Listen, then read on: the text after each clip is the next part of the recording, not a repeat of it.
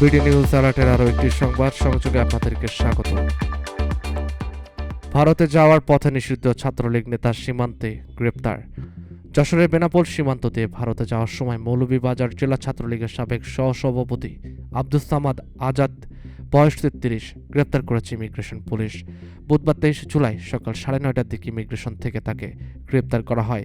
গ্রেপ্তার হওয়া সামাদ মৌলভীবাজার জেলা সদরের মোস্তফাপুর গ্রামের আকিব আলীর ছেলে। তার বিরুদ্ধে মৌলভীবাজার থানায় বিশেষ ক্ষমতা আইনে ৬টি মামলা রয়েছে।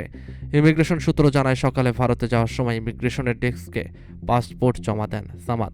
তার পাসপোর্টে স্টপ লিস্ট থাকায় ইমিগ্রেশন পুলিশ তাকে জিজ্ঞাসাবাদের জন্য আটক করে।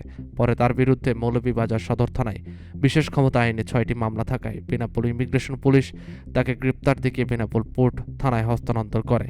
বেনাপোল ইমিগ্রেশনের ওসি ইলিয়াস হোসেন মুন্সি বলেন, খবর ছিল মৌলভীবাজার জেলা ছাত্রলীগের সভাপতি ভারতে যেতে পারেন। সে মোতাবেক বহির্গমন বিভাগের সব কর্মকর্তাকে সতর্ক করা হয়।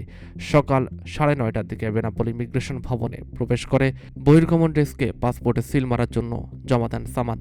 অনলাইনে তার স্টপ লিস্ট থাকায় সন্দেহ হলে জিজ্ঞাসাবাদের এক পর্যায়ে তাকে গ্রেপ্তার করা হয়। বেনাপোল পোর্ট থানার ওসি মোহাম্মদ রাসেল মিয়া বলেন, ইমিগ্রেশনে আটক সাবেক ছাত্রলীগ নেতাকে পুলিশে হস্তান্তর করা হয়েছে। যেহেতু মৌলভীবাজার থানায় তার নামে একাধিক মামলা রয়েছে, সেহেতু তাকে ওই থানায় হস্তান্তর করা হবে।